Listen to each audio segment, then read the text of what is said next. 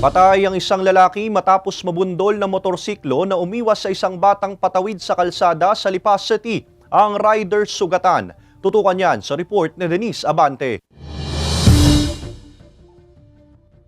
Sa kuha ng CCTV footage na ito, mag-aalas 8 ng umaga kanina, bahagyang makikita ang isang batang 3 taong gulang na nakatayo sa may waiting shade sa kabilang bahagi ng kalsada. Ilang segundo pa, lumapit na ang 60 anyos na lolo nito at tila pinaalis siya sa gilid ng kalsada. Maya-maya pa, hindi na nakita ang bata sa kuha ng CCTV. Patawid na pala ito sa kabilang bahagi ng kalsada. Hinabol siya ng kanyang lolo. Sakto naman ang pagdating ng isang motorsiklo at nabangga ang lalaki. Tumumba rin sa kalsada ang rider habang ang lolo nadag-anan ang kanyang apo. Hinabol ng lolo.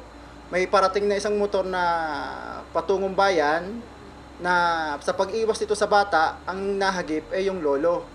Kaya biglang tinamaan yung lolo, bumagsak sa kalsada, tinamaan din yung bata ng lolo, nabagsakan yung bata ng lolo, at yung bumagsak yung driver. Sa kuhang video na ito ng isang residente, makikitang hindi na gumagalaw ang lalaki at binibigyan ng CPR ng isang residente. Dinala ang biktima sa pinakamalapit na pagamutan, maging ang rider ng motorsiklo at ang bata. Pinuntahan ng GMA Regional TV Balitang Southern Tagalog ang bahay ng maglolo, ngunit ayon sa mga kapitbahay, nasa ospital pa ang mga ito. Sa mensaheng ipinadala ng asawa ng matandang biktima sa isang opisyal ng barangay, nasawi ang asawa kaninang mag-aalas 2 ng hapon. Ang 3 taong gulang na bata nasa maayos ng kalagayan. Hindi pa tiyak ng mga otoridad kung nasa pagamutan pa ang nakabanggang rider o nakauwi na ito sa kanilang tahanan sa Ibaan, Batangas. Sinisikap pa ng GMA Regional TV Balitang Southern Tagalog na makuhanan ng pahayag ang pamilya ng mga biktima at ang rider. Sabi ng pulisya, nagkaroon na raw ng pag-uusap ang magkabilang panig hinggil sa insidente. Abiso naman ng otoridad.